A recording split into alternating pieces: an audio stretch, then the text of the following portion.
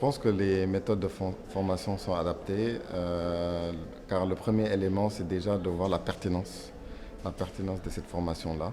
Je pense que c'est une formation qui est nécessaire, qui est aussi à la demande des UGP.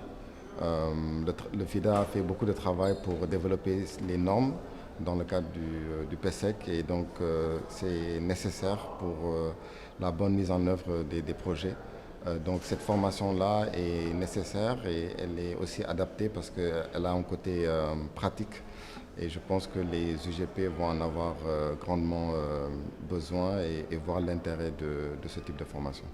C'est très nécessaire de soutenir les UGP dans le sens où les PESEC ont été développés sans une bonne contribution des UGP, surtout dans le cadre d'un projet. Les normes-là sont plus mises en œuvre, développées durant le processus de conception du projet et de validation, d'approbation du projet. Donc les UGP intègrent au niveau de l'application du PESEC dans la mise en œuvre. Et c'est là où on a la participation concrète de l'UGP. Donc il est nécessaire d'avoir leur participation et aussi de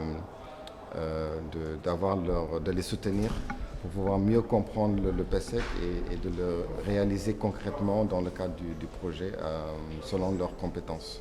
Un des problèmes que je voudrais penser, c'est ce que j'avais dit, en faisant lien avec ce que j'avais dit avant, c'est le fait qu'ils n'étaient pas forcément là au moment de la conception même du projet. Or que les PESEC, on l'intègre dans les documents de conception. Donc ça peut être un problème après d'appropriation. D'où l'intérêt justement de faire ce type de formation-là, pour qu'ils comprennent mieux et bien le contenu des PESEC et de voir comment mieux le mettre en place dans les activités qu'ils vont mettre en place. Donc c'est ça c'est le problème fondamental que je vois à leur niveau.